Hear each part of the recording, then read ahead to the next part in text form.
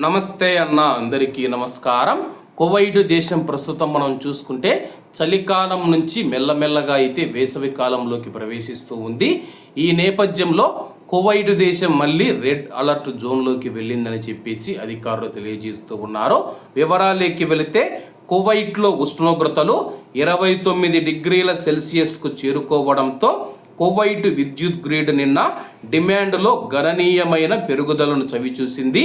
విద్యుత్ వినియోగాన్ని సుమారు 9,500 మెగావాట్లకు చేరుకుందని చెప్పేసి దీంతో మనం విద్యుత్ వ్యవస్థ చూసుకుంటే రెడ్ అలర్ట్ జోన్లోకి ప్రవేశించిందని చెప్పి అధికారులు తెలియజేశారు.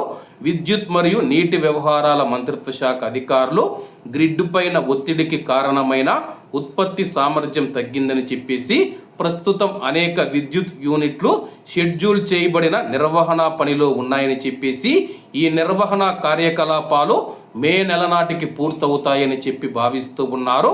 రానున్న రోజుల్లో ఉష్ణోగ్రతలు హెచ్చు తగ్గులకు లోనవుతాయని, విద్యుత్ డిమాండ్ మరింత పెరిగే అవకాశం ఉందని చెప్పేసి మంత్రిత్వ శాఖ వర్గాలు హెచ్చరించాయి.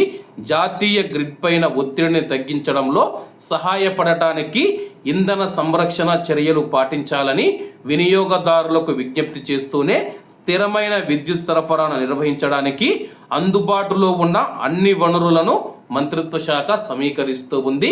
కువైట్లో ఉన్న కువైటీ ప్రజలు కానీ ప్రవాసులు కానీ ఎవరైతే ఉన్నారో విద్యుత్తును పొదుపుగా వాడుకోవాలని చెప్పేసి మీ దగ్గరలో ఉన్న ఏవైనా ఎలక్ట్రానిక్ పరికరాలు కానీ ఏదైనా విద్యుత్ అనవసరంగా ఖర్చు అయిపోతూ ఉంటే ఆ యొక్క అనవసరమైన విద్యుత్ ఖర్చును తగ్గించాలని చెప్పేసి మనం వేసవిలోకి ప్రవేశించిన తర్వాత విద్యుత్ డిమాండ్ పెరుగుతుంది, విద్యుత్ లోడ్ పెరిగిపోతూ ఉంది. అప్పుడు విద్యుత్ సరఫరాకు అంతరాయం లేకుండా, విద్యుత్ కోతలు లేకుండా, కరెంటు కోతలు లేకుండా ఉండాలంటే కువైట్ ప్రజలు ఇప్పటి నుంచే విద్యుత్ పొదుపును పాటించాలని చెప్పేసి ప్రస్తుతం కువైట్లో విద్యుత్ ఎక్కువగా ఖర్చు అవుతూ ఉంటే ఉత్పత్తి కొద్దిగా తగ్గిందనమాట. ఇతర దేశాల నుంచి గల్ఫ్ నెట్వర్క్ నుంచి కువైట్ ప్రభుత్వం విద్యుత్తును కొనుగోలు చేస్తూ ఉంది. కాబట్టి అందరూ బాగుండాలి, అందులో మనం ఉండాలి. అందరికీ నమస్తే అన్న, జై హింద్.